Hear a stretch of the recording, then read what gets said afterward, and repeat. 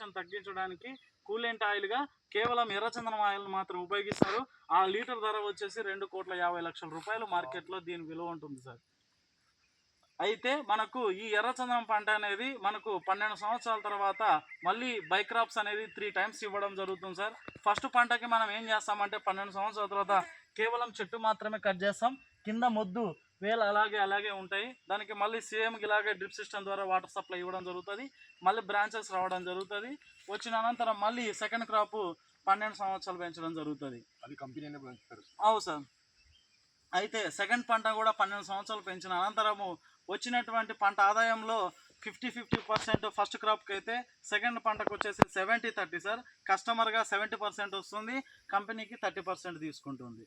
ఎందుకు first time 50-50 అంటే maintenance, development, expenses, charges ఎక్కువ ఉంటాయి కాబట్టి first time 50-50, second time 70-30.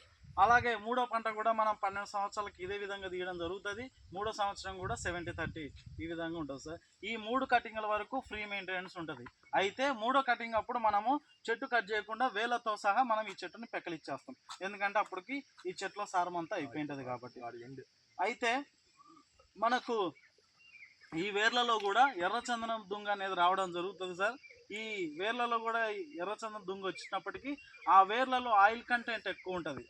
So మనకి ఏదైతే 2,50,00,000 రూపాయలు వస్తుందని చెప్తామో ఆ వేర్లలో మనకు ఆయిల్ కంటెంట్ పుష్కలంగా ఉంటుంది.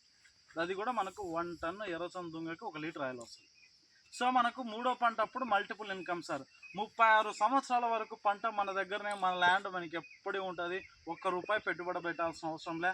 కేవలం పంట వచ్చిన తర్వాత మాత్రమే కంపెనీ తన షేర్ అంటూ తను తీసుకొని చేసుకుంటూ ఉంటుంది. అయితే ఈ పెంచే విధానంలో ఈ ఎర్రచందనం ఫామ్ ల్యాండ్స్ బయట వందలాది చేస్తున్నప్పటికీ కూడా ఎవ్వరూ కూడా ఇక్కడ మినిమం 100 ఎకరాలతో వేసేటువంటి కంపెనీలు లేవు సార్.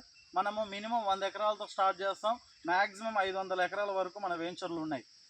అయితే ఎర్రచందనం పంట అనేది అందరికి పండిస్తున్నప్పుడు రేపు కొనాలంటే కూడా బయర్ లైసెన్స్ ఉన్న వ్యక్తులే కొనాలి.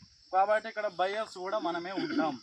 ఏదైతే మనకు ఎర్రచందనం ప్రోడక్ట్స్ ఉన్నాయో అందులో మనకు ఈ ఎర్రచందనం టీ పౌడర్ కానీ, సోప్స్ కానీ ఉన్నాయి సార్. ఇవి కూడా మేము భారతదేశంలో ఇవి ఎక్కడ కూడా ఎర్రచందనం టీ పౌడర్ ప్రోడక్ట్స్ అనేది ఎక్కడ కూడా దొరకవు. ఒక నవ్యసాయి ప్రాజెక్ట్స్ ప్రైవేట్ లిమిటెడ్ అనే సంస్థలో మాత్రమే దొరుకుతుంది. అంటే కాఫీ లాగానే తాగొచ్చా? అంతే సార్, ఇది చెప్తాను, ఎక్స్ప్లెనేషన్ చేస్తాను. పాలు